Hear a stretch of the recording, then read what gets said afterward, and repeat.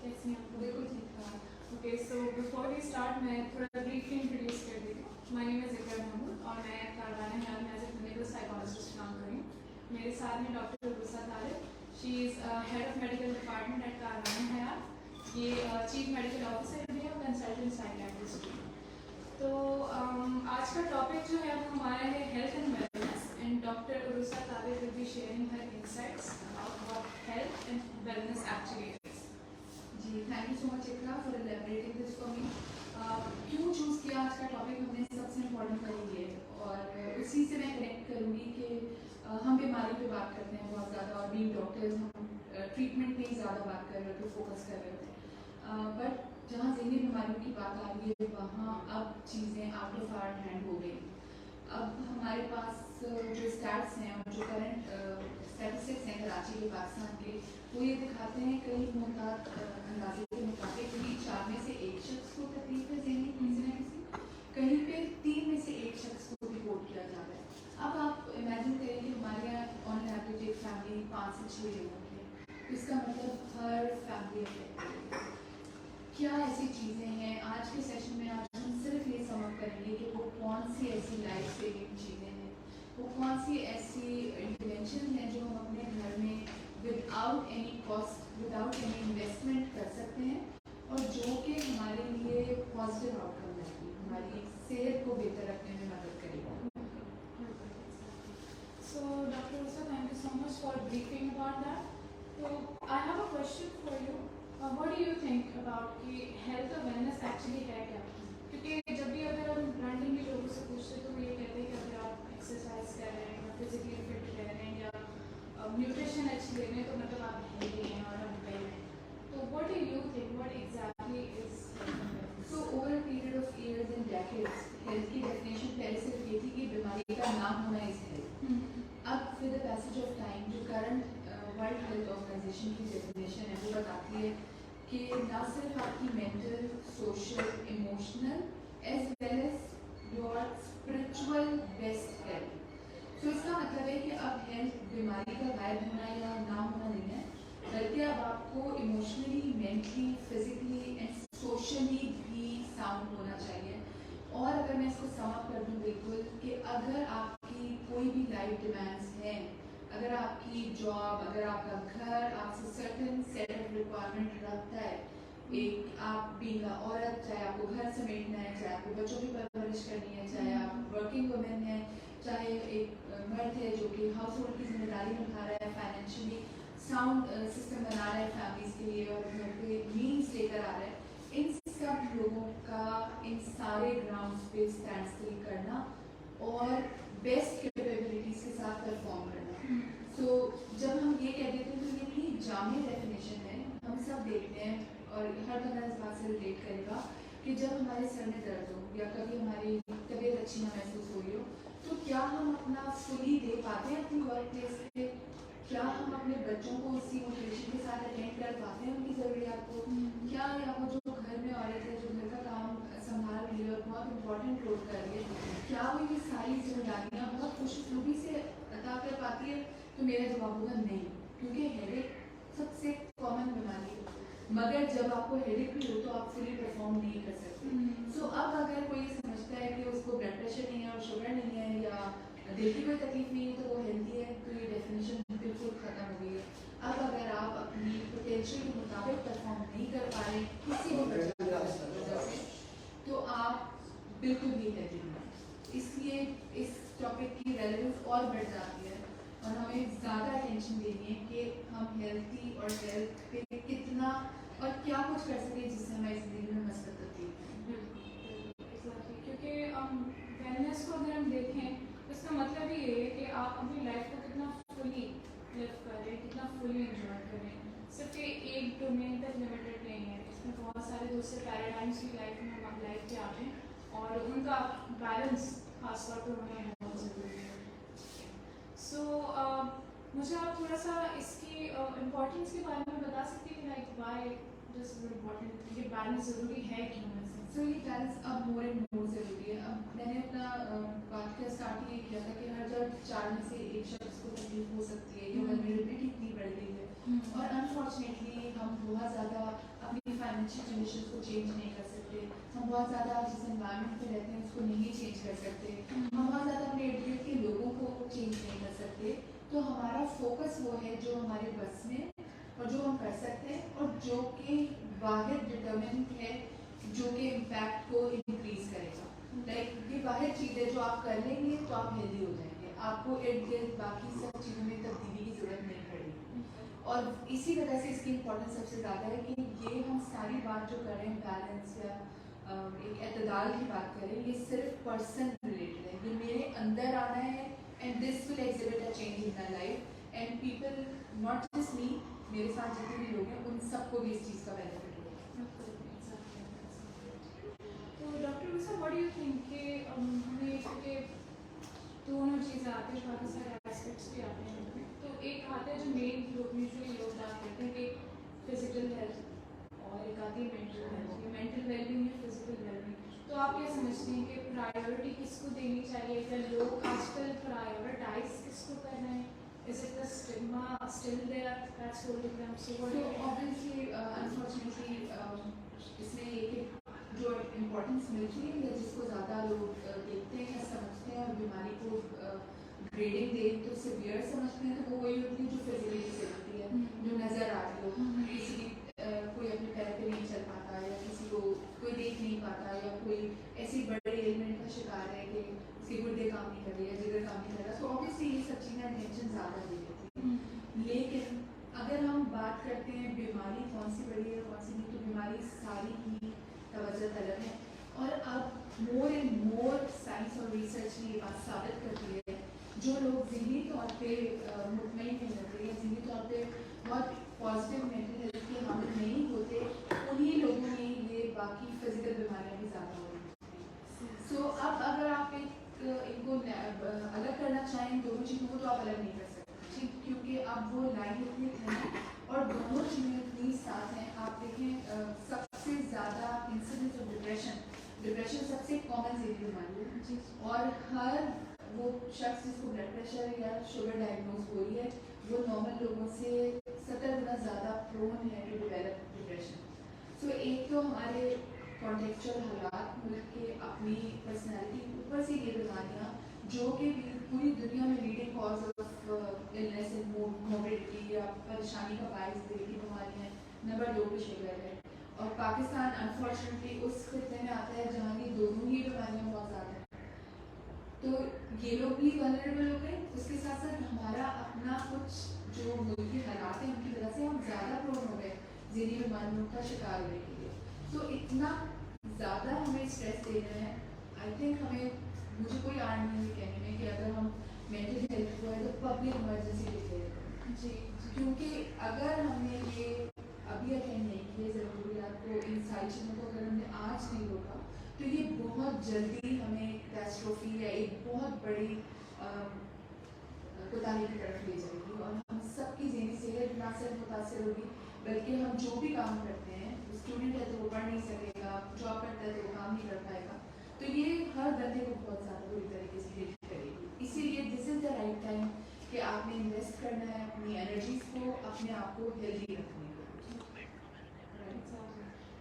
वही वाली आपकी बात कि हमारी बॉडी और हमारा माइंड ये दोनों चीज़ें इंटरकनेक्टेड हैं, दोनों में से अगर किसी को भी कोई भी फर्क पड़ेगा तो उससे वो दूसरी चीज़ अफेक्ट होगी। अगर फॉर एग्जाम्पल अगर एक बंदे के सिर्फ सिंपल सर में दर्द हो गया तो that is something physical symptom, लेकिन उसको उसके साथ साथ चिड़चिड़ापन होगा, फ्रस्ट्रेशन होगी, तो यू कैन सी कि दोनों अलग अलग हैं ही नहीं, दोनों की अपनी इम्पोर्टेंस है, दोनों साथ चलते हैं।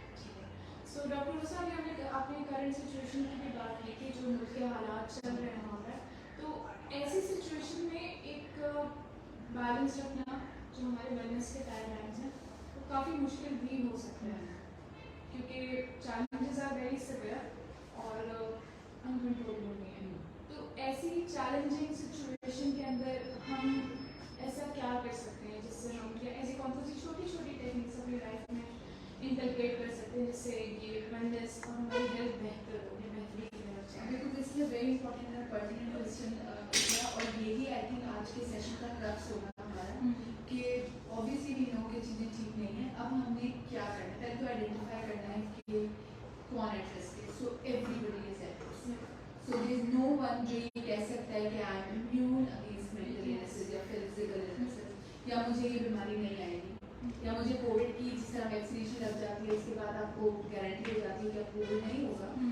तो there is nothing like this. So there is no vaccination, there are no blood tests, there are no other tools available who can, save you from going into a crisis. So that is why the importance is even more. अच्छा, अब क्या है वो हम आज बात करेंगे basic tool kit की। अच्छा, अब इसके लिए ना बहुत कोई इन्वेस्टमेंट चाहिए, ना बहुत कोई एक्स्ट्राऑर्डिनरी आपकी लाइफ में चेंजेस लाने हैं, ना ही कोई इतनी मुश्किल और डिफिकल्ट हम बातें करेंगे कि जो लोग शायद रिलेट कर सकें। So we will start with very basic things, और सबसे पहली चीज पे जो मैं आऊँगी वो हमारी होगी नींद। So अगर सिर्फ आप रिसर्च की बात करें तो रिसर्च ने साबित कर दिया है कि जिन लोगों की नींद डिस्टर्ब रहती है किसी भी वजह से, चाहे उनकी वर्क डिमांड नहीं है कि उन्होंने शिफ्ट्स में ऑपरेट करना होता है, उनकी रात की नींद उनको नहीं मिल पाती, चाहे उनके घरेलू हालात ऐसे हैं कि वो बहुत अच्छी साउंड स्लीप, चाहे उनके कोई मेंटल इम्पैक्ट्स ऐसे हैं या उनकी कोई फिजिकल हेल्थ ऐसी है जो कि उनको वल्नरेबल करती है कि उनकी रात में डिस्टर्ब हो। अच्छा, अभी इसमें मैंने किसी ऐसे कॉन्टेक्स्ट की बात की जो हमारे साथ है, नॉर्मली लाइट का जाना, मच्छरों की बहुत होना, घर में बहुत ज़्यादा लोग इकट्ठे रहते हैं, कोई बच्चे तो ये वाले फैक्टर्स जो हम मॉडिफाई कर सकते हैं। हमने अब अपने आप को अलाइन करना है टू द बेसिक। अगर एक चीज़ में घर लेके जाए आज, वो ये है कि align yourself with the nature. और नेचर वो मैकेनिज्म्स हैं जो अल्लाह मियां के डिफाइंड मैकेनिज्म्स हैं। इसमें हमने कोई खुद से क्रिएट नहीं करनी चीज़। रात सोने के लिए बनी है, दिन जागने के लिए बना है। अपनी रूटीन को, अपने जागने सोने की रूटीन को, अपने काम की रूटीन को अगर हम अलाइन कर लें विद द नेचर, और उसमें कोई कहता है 6 घंटे नींद, कोई कहता है 8 घंटे नींद, इट कैन बी वेरिएबल। आपकी अपनी बॉडी क्लॉक आपको बताएगी कि आपकी कितनी नींद के बाद आपके अच्छी हो जाती है। बट मेरा एम्फेसिस बहुत ज़्यादा कराची की पॉपुलेशन को मैं एड्रेस करूँगी। We take pride in saying कि हम 2 बजे सोते हैं। प्लीज़, ये 2 बजे सोने से जो नींद का बेनिफिट है, जो अल्लाह मियां ने हमारे लिए नेचुरली क्रिएट किया था, अच्छे हार्मोन्स जो रिलीज होते हैं, जो कि काम करते हैं, जो कि आपकी मेमोरी, पूरी मेमोरी को प्रोसेस करते हैं, हम उस सारे स्लीप के बेनिफिट्स को इग्नोर कर देते हैं और हम एक ऐसी नींद लेते हैं जो कि हमें अनफ्रेश उठाती है। सो इसलिए सोना पूरा ज़रूरी है। अब ऐसा नहीं कि आप पूरी रात जागने पूरा दिन सोएं, टाइम पे सोना। जो आपकी बॉडी क्लॉक है वो अल्लाह ताला की नेचुरल मैकेनिज्म पे चलती है। तो आपने रात को ideal time is you go to bed by 9:30 10 and you wake up as early as 4 or 5 a.m. in the morning. जो भी आपको सूट करते हैं। The maximum benefit of sleeps are between 10 o'clock till 2 o'clock at night. अगर हम वो सब achieve नहीं कर पाते उसके बाद सोते हैं तो डेफिनेटली हमारी बॉडी का रिदम डिस्टर्ब होता है और उसके स्लीप ना होने के असर हमारी पूरी जिंदगी पे असर आना शुरू होता है। दूसरी इम्पॉर्टेंट चीज़ जो इसमें मैं फोकस करती हूँ जिसके लिए कि वो है हमारी फिजिकल एक्टिविटी। हमें लगता है कि हम अपनी रूटीन में दौड़ते भागते रहते हैं, ऑफिस में कोई कहते हैं मैं तो बैठता ही नहीं, मुझे यहाँ जाना होता है, बट ये सारी एक्टिविटी तो बहुत मिनिमल है और ये काउंट नहीं होती है उस फिजिकल एक्टिविटी में जो कि आपकी फिजिकल और मेंटल हेल्थ को बेनिफिट दे।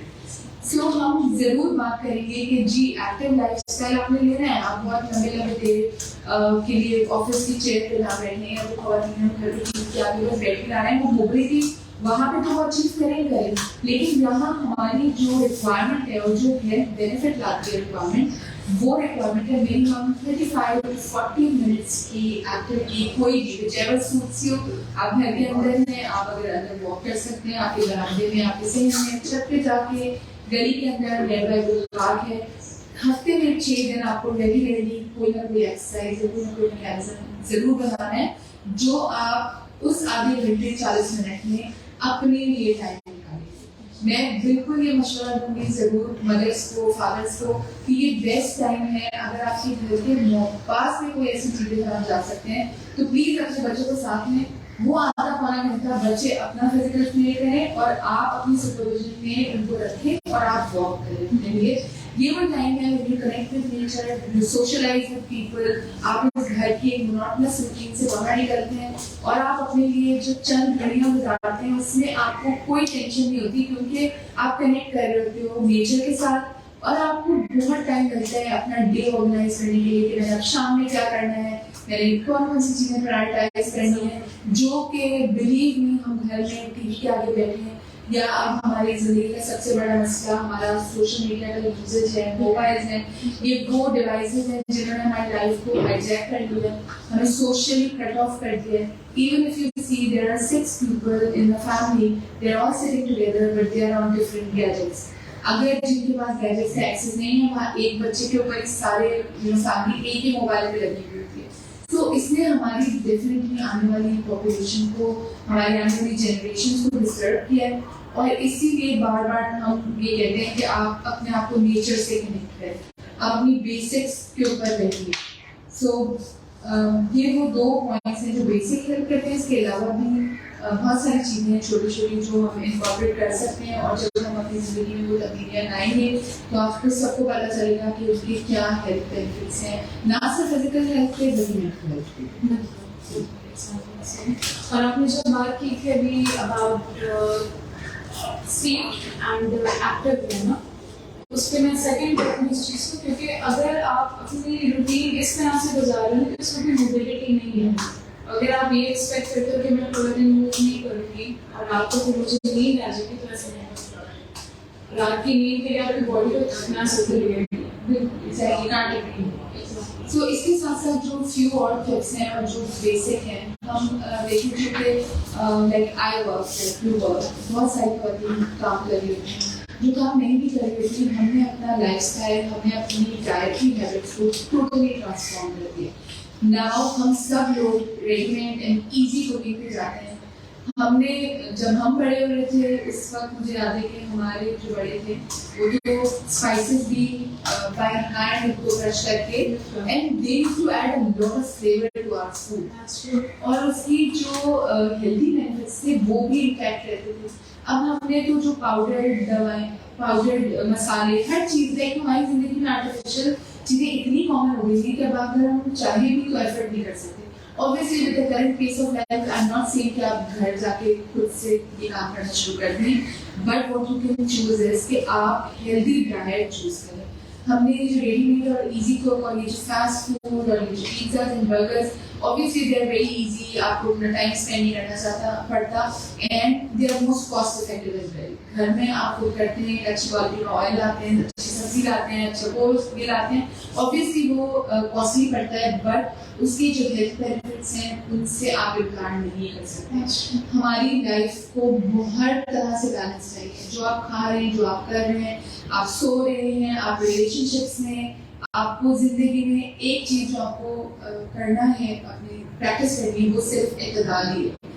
वो बैलेंस ही क्रिएट करना है. Not too much of everything is good. ना बहुत ज्यादा जंक फूड अच्छी है, ना बहुत ज्यादा स्लीप साइकिल की डिस्टर्बेंस अच्छी है, ना बहुत ज्यादा सेडेंटरी लाइफस्टाइल जिसमें आपको बैठे रहने का काम है. हमारे यहाँ देखना अनफॉर्चुनेटली हमारे आने वाली जनरेशन ओबेसिटी का शिकार होती है. हम उस खिते से ताल्लुक रखते हैं जहाँ हमारी about 60% of the population is under 18 years of age. We are such a young nation. And do we have a plan for our kids? I'm sorry, no. We don't have any plans. जहाँ गली मोहल्लों में पहले कोई park से वो भी हमने बंद कर दिए. टू कमर्शियल हमने चीज़ों को फ्लैप इस तरह किया अपनी लाइफस्टाइल में कि बच्चों के लिए न खेलने के मौके हैं, ना उनके लिए जॉब अपॉर्चुनिटीज़ हैं, ना उनके लिए ग्रो करने के चांसेस हैं, ना अनफॉर्चुनेटली अब गली के मोहल्ले के हालात ऐसे नहीं कि पेरेंट्स हम बड़े हुए थे गलियों में मोहल्लों में खेलते हुए बड़े हुए थे. बट आज के बच्चों को ये अपॉर्चुनिटीज भी मिली. सो आपने उसका पूरा सोशल सर्कल खत्म कर दिया है. उसकी जो नेचुरल हैबिटेट था वो चेंज कर दिया है और अब वो सिर्फ अपने आप को लिमिट करता है उस डिवाइस के ऊपर जिसको आप डिस्कनेक्ट करना चाहते हैं. Every parent can relate, including myself. हम चाहते हैं डिसएंगेज करना but we are not providing any alternatives to it.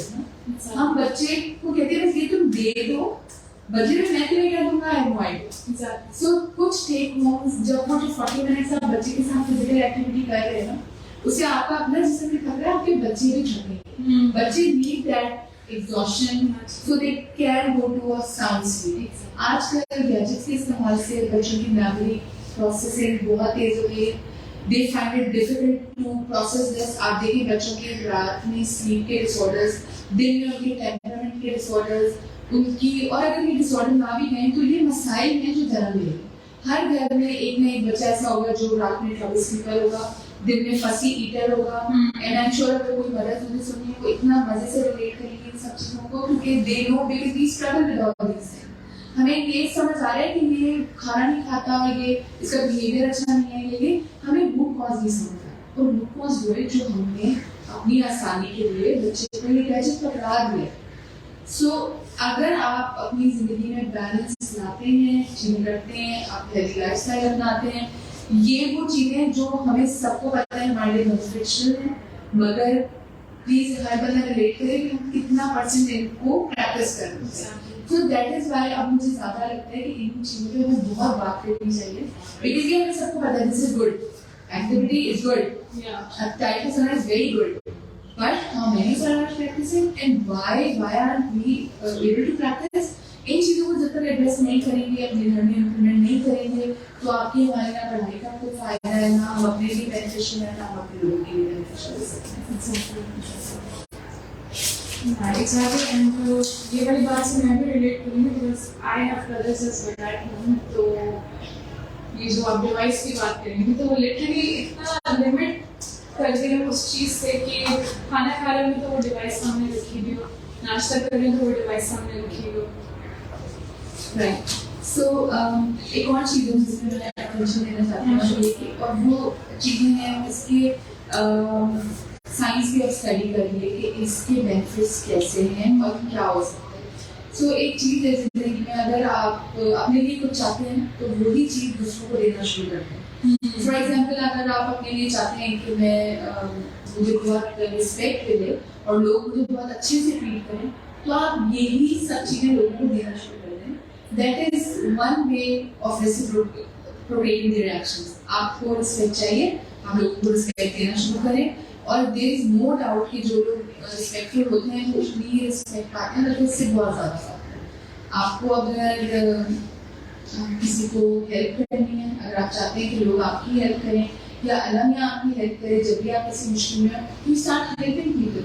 अच्छा, आप क्या किसी को स्माइल करना, खुशी से देखना, उसकी हेल्प करना, क्या बहुत पैसे वाला काम है? जैसे बहुत सारा कुछ एफर्ट देना पड़ता है? नहीं देना पड़ता है. ये वो बेसिक चीज़ें जो हम अपनी नॉर्मल जिंदगी में हर रोज प्रैक्टिस कर सकते हैं. एंड अगर आप एक भी जिंदगी में पॉजिटिव चेंज लाते हैं, उसकी जिंदगी में एक उसकी वो जो पेन की टाइम उसमें आपने उसका साथ दे दिया, you done your job as an इंसान. यही हमारी गोल है. अगर आप चाहते हैं आपके पास पैसे की फरावानी हो, स्टार्ट गिविंग. और हमने देखा है कि जो लोग जितना देते हैं उनकी लिए आसानी उसी तरह से आती है. अगेन कारवानी हाथ वो एनजीओ है जो कि बिल्कुल डिपेंडेंट होती है आप ही की हेल्प पर, आप ही के सारे डोनेशन और ज़कात के. और जिस तरह से एवरी ईयर ये मसले बढ़ रहे हैं, अनफॉर्चुनेटली हम नहीं चाहते कि लोग बीमार होकर हमारे पास आए. हम चाहते हैं हम इस तरह के आगाही के प्लेटफॉर्म को मज़ीद बढ़ाएं. आपकी सपोर्ट, आपकी मदद, आपकी इस सब चीज़ों के हेल्प से हम इन चीज़ों पे आगे बढ़ सकते हैं और हम मज़ीद प्रमोशन ऑफ मेंटल हेल्थ और फिजिकल हेल्थ पे काम कर सकते हैं. अगेन बीमार को ट्रीट करना तो अनफॉर्चुनेटली बीमार होने के बाद तो चॉइस कोई नहीं है. इस ओनली आप उस बंदे की मिजरी कम कर सकते हैं, उसके साथ उसकी डिसेबिलिटी को कुछ कम कर सकते हैं, उसको सपोर्ट कर सकते हैं. लेकिन इदारे कारवानी अगर आप इनकी सपोर्ट करते हैं, ये जो जाते हैं कम्युनिटीज में लोगों को सिर्फ अवेयर कर रहे होते हैं, what are these basic tips जो आप अपनी जिंदगी में लाएं, इनकॉर्पोरेट करें और आपको बेनिफिट मिलेगा. हमारे इदारे की तमाम मालूमात हमारी वेबसाइट पर मौजूद है. हमारा UN नंबर है 111-534-111. आपको किसी भी किस्म की हेल्प चाहिए, गाइडेंस चाहिए, हमारी लाइफस्टाइल क्लिनिक्स होती हैं जहाँ पे हमारे साइकोलॉजिस्ट, साइकियाट्रिस्ट ना सिर्फ लोगों को एजुकेट कर रहे होते हैं. और अगेन बार बार नहीं कहूँगी, आपको बीमार होने तक वेट नहीं करना है to meet a psychiatrist and a psychologist. हम चाहते हैं कि प्रिवेंशन हो जाए, आप उस बीमारी में आने से बच जाएं. जैसा हम बार बार कह रहे हैं, 4 में से 1 शख्स को हेल्प की जरूरत है, तो प्लीज आइडेंटिफाई, इसका मतलब हर घर में हेल्प की जरूरत है। Identify those who need help. Basic checklist क्या है, वो जिन लोगों के जो लोग ज़्यादा माली तंगी परेशानी का शिकार हैं, जिनके घर में कॉम्प्लेक्स है, जिनके अनफॉर्चुनेटली पेरेंटल डिसऑर्डर है, या बच्चों की कोई बिहेवियर इशूज ज़्यादा है, या जिनकी आपस में ज़ेनियाँ हमदर्दी नहीं है अभी, या कोई लोग अपने वर्क प्लेस पर बहुत स्ट्रेस आउट हैं, या घर में इतने कॉन्फ्लिक्ट्स हैं कि वो लोग, तो ये लोग तो नॉर्मल से ज़्यादा वल्नरेबल हैं। फीमेल बच्चियाँ, हमारी औरतें, they are even more vulnerable because of the hormonal effect of the. So अगर आपने किसी की हेल्प करनी है आज, तो प्लीज़ करवाने का साथ दीजिए। हमें आपकी इस हेल्प और उससे मोटिवेशन मिलती है, आपकी प्रेजेंस से मोटिवेशन मिलती है। And bar 60% of the population is in need. Again, अगर आज नहीं किया तो कल हम लोग बहुत पीछे रह जाएंगे और we will be really at loss. हमारी प्रोडक्टिव एज, इतना आप रिलेट करोगे इस चीज़ से कि हम किस एज ग्रुप को देखते हैं। हमारे यहाँ सालाना 1,75,000 से ज़्यादा मरीज आ रहे हैं और अगले साल हम प्रोजेक्ट कर रहे हैं कि हम 2.5 लाख मरीजों को। इस पूरे पेशेंट पूल के अंदर हमारा 80% of the patient is between the age bracket of 18 to 40 years. Yes. What are ways of life and resources? यार, जब बंदे ने जिंदगी में कुछ करना था, उसको प्रोफेशनली साउंड होना था, उसको फैमिलीज बनानी थी, ये वो लोग हैं जो कि अनफॉर्चुनेटली उस ज़िंदगी क्राइसिस में आते हैं और बीमार हो जाते हैं। इसीलिए बार फोकस है अपने बच्चों के साथ, अपने पेरेंट्स के साथ, अपने लव्ड वंस के साथ टाइम गुजारें, उनके साथ उनके बातों को डिस्कस करें, आइडेंटिफाई करें जो आर इन नीड। एंड अच्छी और मीठी बात करना भी एक सदका है। हमारे नबी ने बहुत पहले हमें बता दिया था। आप यकीन करें, this is the major reason. अगर हम लोगों से अच्छी और मीठी बातें ही करना शुरू कर दें तो आई थिंक हमारे 70% मसाइल तो सिर्फ घर में ही हल हो सकते हैं। उसके लिए हमें किसी प्रोफेशनल हेल्प की जरूरत नहीं है। Exactly, that's so true, क्योंकि यहाँ पर पेशेंट्स आते हैं, जब मैं थेरेपी में देख रही थी तो मोस्टली पेशेंट्स लाइक इस तरह के होते हैं कि वो सिर्फ कहते हैं कि आपने सुन लिया, आपने हमारी बात को तसल्ली से सुन लिया, समझ लिया, that's it। और मैजिकली ऐसा होता भी है कि देर कब आपको जस्ट बिकॉज हमको कोई बैठ के सुन रहे हैं, they have someone to share. So again, sum up करते हैं हम अपनी चीज़ों को, और उसमें प्रायोरिटी जो हमें देनी है वो अपनी स्लीप को, अपनी न्यूट्रिशन को, फिजिकल एक्टिविटीज़ को, अपने रिलेशंस को, हर चीज़ का अगर कोई प्रॉब्लम है तो उसका ऐसा कोई प्रॉब्लम दुनिया में उतना नहीं है जिसका हेल्प नहीं होता। सो फोकस हमें ये करना है कि हमने जब भी कोई प्रॉब्लम आएगी तो बहुत तरीके से उसको कामली हैंडल करना है। जहाँ आप इमोशनल हो जाते हैं, जहाँ आप गुस्से में आ जाते हैं, परेशानी का शिकार हो जाते हैं, तो अनफॉर्चुनेटली वो जो आपकी सोचने का तरीका है वो इतना चेंज हो जाता है इस सारे साइकिल में। ये अगेन आपने बहुत कॉमन सी सुनी है कि आप जीतते हारते यहाँ पर हैं जी। तो अगर आप यहाँ पे हार गए हैं तो nobody can make you win, और अगर आप यहाँ पे जीत गए हैं तो कोई आपको हरा नहीं सकता। तो सारी जो बैटलफील्ड है ना वो हमारे लिए एज ह्यूमंस हमें अल्लाह ने यहाँ ताकत दी है, यहीं से सब चीजें प्रोसेस होंगी, यहीं से सब चीजें बनेंगी और वो भी एग्जीक्यूट होगा। We have that strong will, if we have a will we have a will. तो अपने अंदर ये विल लाइए, ये कोशिश करिए कि चीजों को हमने ठीक करना है और कोई बाहर से नहीं आना है चीजें ठीक करने के लिए, ना हमारे मुल्क को ठीक करने के लिए, ना हमारे इदारे को ठीक करने के लिए, ना हमें खुद को ठीक करने के लिए। So try to be at home. सबसे पहला स्टेप है अपने आप को अवेयर करना कि वाकई मेरा जो नींद का साइकिल है या वाकई मेरे जो रवैये हैं वो मनफी हैं और मुझे उनको चेंज करना है। जैसे ही आपको ये एक्नॉलेज हो जाएगा, आप ये रियलाइज कर लोगे कि मुझे चेंज होना है, trust me you will find all ways कि आपने चेंज होना है। और हम कोशिश करेंगे कि हम इस तरह के मजीद सेशंस करें जिसमें हम कोई ना कोई फीडबैक लें लोगों का भी, और कुछ क्वेश्चन हमें आए थे, हमने कोशिश की उनको आंसर करने की। इसके बाद भी कोई क्वेश्चन होंगे या कुछ होगा तो हम कोशिश करेंगे बेस्ड ऑन द फीडबैक हम कोई ना कोई इस तरह का सेशन और करते रहें जो कि जनरल पब्लिक के लिए हो। अगेन इसमें बार बार हम बीमार होने से बचाने के लिए ये तमाम तदबीर कर रहे हैं। इसको प्रिवेंटिव साइकियाट्री कहते हैं या फिर बीमारी के आने से पहले उसकी ख्याल कर लेना। हमें बता दें कि हम वल्नरेबल हैं, being Pakistani only we are vulnerable. So जब आपकी वल्नरेबिलिटी है तो आपने उनको कैसे हल करना है, कैसे एक्शन लेना है और कैसे करना है। एंड अगेन अगर हमारा अपना कोई प्यारा बिलवेड, अपना कोई रिश्तेदार, कोई फ्रेंड क्राइसिस में है, आप देखते हैं, तो आपके लिए फ्री इलाज और सहूलत मैसर है कारवाने हयात की सूरत में। प्लीज रब्ता करें, हमारा जो नंबर 1115341111। हम यहाँ पे टेलीफोनिक भी सारी सपोर्ट देते हैं, हमारे प्रोफेशनल्स आपके लिए मौजूद भी हैं ताकि आपको किसी किस्म की सपोर्ट चाहिए वो आप ले सकें। So thank you so much, Dr. Lusa. That was indeed very insightful and very helpful. And hopefully ये चीज़ और ये सेशन जो है आप लोगों की भी हेल्प करेगी मज़ीद अपनी लाइफ को इम्प्रूव करने में। इस चीज़ को ज़हन नोट पे ख़त्म करते हैं कि success is not always in big things. बहुत बड़ी बड़ी चीज़ों में सक्सेस नहीं होता, ये आपकी लाइफ की हर छोटे से छोटे मीनिंगफुल मोमेंट्स भी होते हैं ना। अगर आप सिर्फ वही कर लेते हो ना तो दैट इज अ सक्सेसफुल। ठीक है, तो थैंक यू सो मच।